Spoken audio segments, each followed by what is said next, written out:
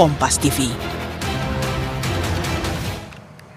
Kita ke sorotan selanjutnya, saudara, terkait dengan Presiden Prabowo yang membuka kemungkinan menjalin hubungan diplomatik dengan Israel jika negara itu mengakui kemerdekaan Palestina. Hal itu disampaikan Presiden saat pertemuan bilateral dengan Presiden Prancis Emmanuel Macron di Istana Merdeka Rabu lalu.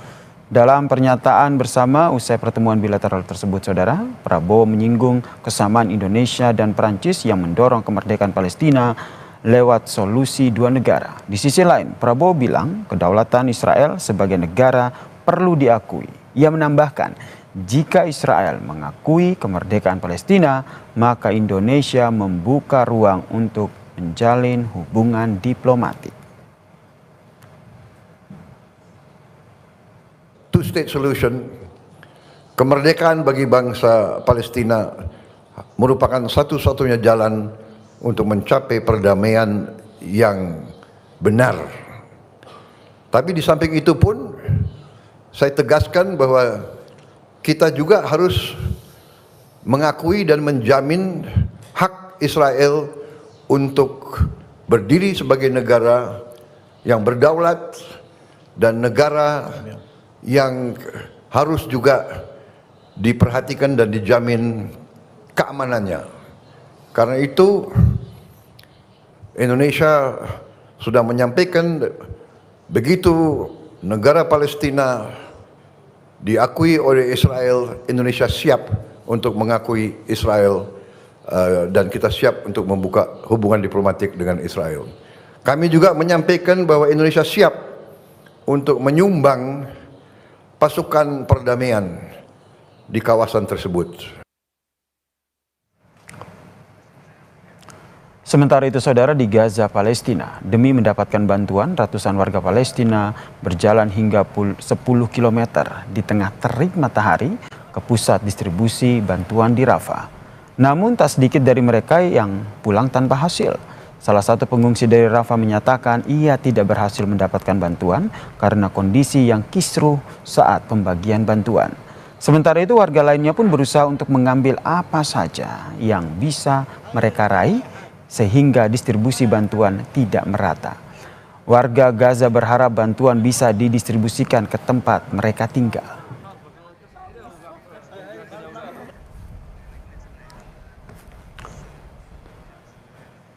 Saudara, polemik merebak usai pernyataan dari Presiden Prabowo Subianto bersedia membuka hubungan diplomatik dengan Israel jika kemerdekaan Palestina ini diakui. Penyampaian tersebut dinilai momennya yang tidak tepat karena kekejaman Israel di tengah memuncak, saudara, di jalur Gaza tanpa kejelasan kapan kebrutalan tersebut disudahi. Kita bahas bersama dengan praktisi dan juga pengajar hubungan internasional strategi politis, Mbak Dina Prapto Raharja, yang telah bergabung bersama kami di Kompas Petang. Selamat petang, Mbak Dina. Selamat petang, Mas. Mbak Dina, apa yang Anda analisa terhadap pernyataan Prabowo Subianto di depan Emmanuel Macron bahwa Indonesia siap buka hubungan diplomatik dengan Israel kalau Palestina ini diakui oleh Israel? Saya coba mengerti pernyataan beliau itu dalam konteks domestik dulu ya. Mungkin kemungkinan besar ini konsumsinya lagi-lagi untuk dalam negeri. Jadi bukan untuk urusan luar negeri sebenarnya. Hanya kebetulan saja forumnya itu forum diplomatik saat jumpa sama Macron gitu ya. Karena kalau dilihat dari segi diplomatik, ini nggak nyambung gitu dengan suasana yang berkembang. Bahkan terburu-buru dan jadi sangat tidak tepat gitu untuk disampaikan sekarang. Yang pertama, tadi beliau menyebutkan poin misalnya bahwa Israel itu butuh perlindungan gitu kan, butuh sebagai satu negara gitu kan, butuh diakui. Nggak pernah ada masalah sebenarnya ya dengan urusan Indonesia juga gitu kan untuk melindungi apalagi mengakui Israel. Negara lain sudah mengakui eksistensi Israel kan. Jadi dan kalau bicara dalam konteks ini sedang bersama Macron, sebenarnya Uni Eropa itu adalah mitra dagang terbesarnya Israel. Jadi kalau kita lihat dari segi konteks ada 3 hal yang miss nih Presiden Prabowo. Jadi seakan-akan ini ngobrolnya kemarin persiapan rapatnya, persiapan bikin pidatonya tuh gimana gitu kan pertanyaannya. Pertama ya, Di antara negara-negara Uni Eropa, Prancis itu memang sudah dalam posisi ingin segera mengakui kemerdekaan Palestina. Dan mereka menyuarakan di bulan Juni besok sudah bersama Arab Saudi menginisiasi pertemuan di PBB, General Assembly. Dan itu sebenarnya sudah dari bulan November tahun 2024, artinya bukan barang baru ya. Kalau kita di Kementerian Luar Negeri harusnya udah tahu itu perkembangan itu.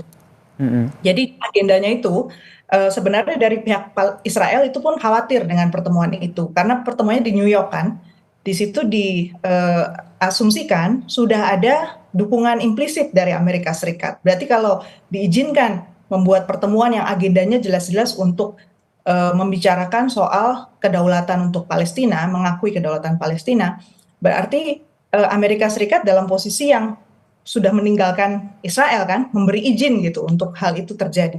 Jadi menurut Anda ini pernyataannya dinilai terburu-buru, tidak tepat waktu begitu. Jadi Anda sendiri melihatnya bagaimana seharusnya Presiden bersikap atas apa yang menimpa Gaza dalam beberapa pekan terakhir ini?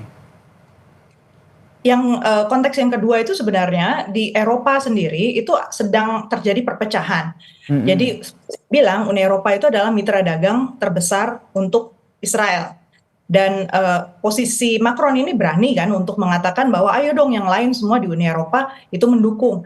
Minimal yang kita bisa lakukan, masih ada 9 negara nih di Eropa yang nggak setuju dengan melakukan review atas hubungan perdagangan supaya dihentikan dulu sama Israel. Dan di Dewan Keamanan PBB itu sudah ada satu statement juga bahwa modalitas dari Dewan Keamanan PBB maupun Majelis Umum PBB itu harusnya ditinjau ulang karena ada hasil temuan dari ICJ itu International Criminal